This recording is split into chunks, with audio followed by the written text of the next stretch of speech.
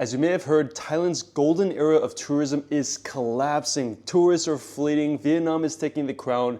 So you've heard. I'm going to tell you in this video what's going on as somebody who's lived here for 4 years and kind of my experiences and why I actually think this is exactly what Thailand needs. So let's just quickly go over the facts and some context here. From January to June 2025, Thailand's welcomed 16.6 million visitors, and that's a 4.6% drop compared to the beginning of last year in 2024. And in May alone, tourism dropped by 14%, which is absolutely huge. And let's compare that to 2019 when Thailand hit its peak tourism numbers, hitting nearly 40 million foreign visitors. While this year the projection is just around 35 million, which is a 10% decline from its all-time peak. So the headlines and all this attention is absolutely true. There is a significant decline in tourism. Now, why is this happening? There are 5 main reasons. The first category is the financial and economic factors. Thailand doesn't really feel that cheap. It's no longer seen as that cheap backpacker traveler destination where you just drink beers for $1, eat food for $1, get accommodation at a luxury condo for $400, $500 a month. It doesn't really have that appeal as it used to. And actually, if you visited Thailand recently, it feels quite expensive. For example, you could go to a decent premium restaurant and spend $10 to $15 a meal, which is not that cheap, to be honest. A lot of people don't feel that it's like dirt cheap anymore, where they could just get by for $1,000 a month. It actually feels like more of a premium destination now. And I actually feel this in my day-to-day life here. Rent is slowly creeping up. I don't know if you've seen my condo tour videos, but the place that I live in, this is $1,500 a month. That's not cheap in any means. And unless you're eating street food or 7-Eleven all the time, you're probably gonna spend around $7 to $10 a meal. Gym memberships are often around $50 to even $100 a month here. And if you're gonna be living like a Western lifestyle, the amenities, all these modern activities and clubs and nightlife and restaurants you're likely gonna be going to, they're not that cheap. And tie this with the overall worldwide tariffs and the inflation and the lower disposable income,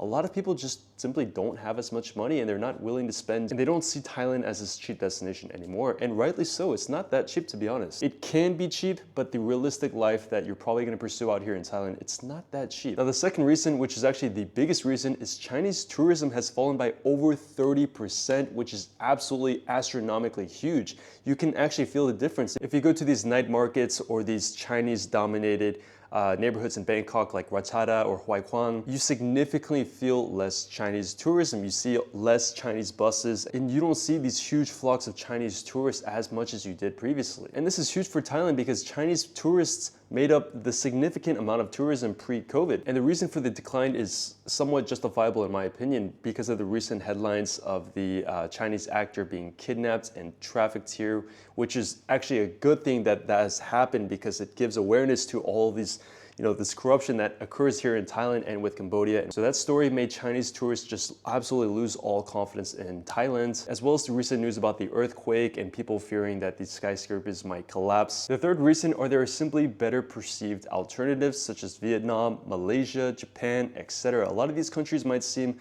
more exciting or much more affordable or just more fresh, and people want to flock to what's new. People want to kind of try other countries out. And Vietnam right now is the underdog that's quickly competing and outranking Thailand and stealing a lot of its tourism. In my opinion, Thailand has already matured and has already hit its peak. It's already seen as like one of the world's best beaches, one of the world's best affordable destinations to retire, to relax in, to become an expat in, digital nomad in. But Vietnam is having its like golden era moment right now. It's stealing a lot of that shine. The fourth reason is government policy instabilities. A lot of people see Thailand's constant flip-flopping of policies and regulations. For example, the recriminalization of marijuana, or the shift from having a 30-day visa exemption to 60 days and now back to 30 days. The constant flip-flopping of all these policies, it seems confusing, it seems difficult, it seems very stressful. And previously, a lot of people could stay medium to long-term in Thailand by doing what's known as a border run. They stay here for 30 days, they go outside, they come back, go outside, come back. That's no longer the case anymore, and that's actually very, very high risk. I've had a lot of my friends, they were rejected entry into Thailand because they didn't have long-term visas. On top of this, you have the growing feud between Cambodia and Thailand. So Thailand just has this perception of very unstable, very difficult, kind of stressful, and understandably so. Staying here long-term in Thailand is not easy. It's not at all easy. Even getting a 5-year DTV requires like $14,000 in your bank account, which 95% of people do not have. So I understand this reason. And by the way, before I forget to mention, if you're actually interested in living out here in Thailand or elsewhere and want to achieve a remote work job where you can work from anywhere, where you can relocate, work from the cafe, or work here in Thailand or wherever you want, then click the link in my description to learn exactly how you can get a remote work job. There's no sponsor in this video, and that's a 100% free resource. You can click it down in the link in the description. So that was a quick summary of the main reasons as to the decline of tourism here in Thailand. Now let me explain why I actually think this is a good thing and why this is a sign that Thailand is maturing and realizing that it should not depend entirely on tourism. And I'm also going to explain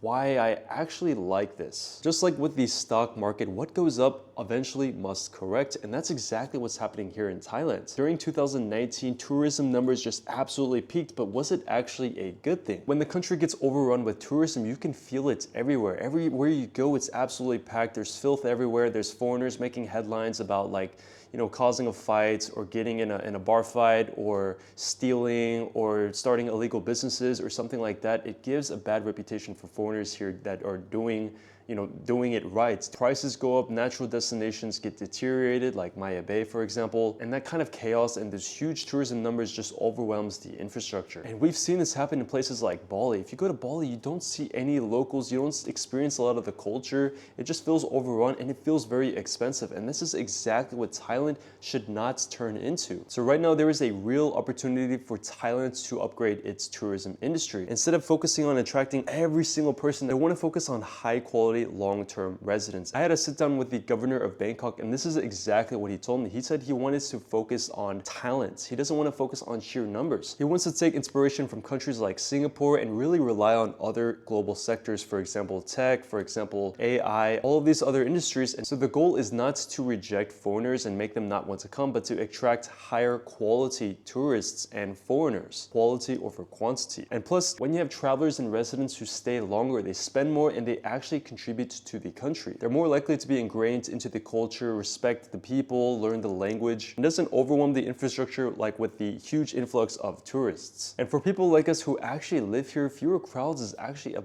much better quality of life. It's more livable, it's more peaceful, it's less overwhelming on the infrastructure like the subways, like the taxis, like the traffic, and it allows Thailand to focus more on itself inwards. So if you're somebody who wants to come to Thailand and spend as cheaply as possible, experience this backpacker kind of travel kind of vibe and go to these beaches and go party and go crazy, well, you're still in luck because you can still do all of that. It still exists. It's still everywhere. You see it everywhere. Even though these tourism numbers are declining, you go to the mall, you go to these bars, you go on the street. I mean, it's still absolutely packed. So don't overlook into these headlines and conclude that Thailand is not cheap anymore. It's no longer the destination to go travel, to go party, to go working, to do whatever. It can still fulfill all of your needs. But I think Thailand has actually matured now. It's solely focused on that. It wants more expats who want to build something here, whether it's a family, whether it's a business, whether it's like contributing, skills or like tech skills or AI or kind of this startup scene. It wants these higher quality people, but it's not rejecting its doors to people who have a lower budget or just want to have fun here in Thailand. It's the best of both worlds, to be honest. That's why I think Thailand is, even though Vietnam is kind of stealing the shine right now, Thailand is always going to have its crown because it's mature. While Vietnam is kind of, like I said, it's the underdog. It's kind of rising up and it has so much potential. And who knows in the future if,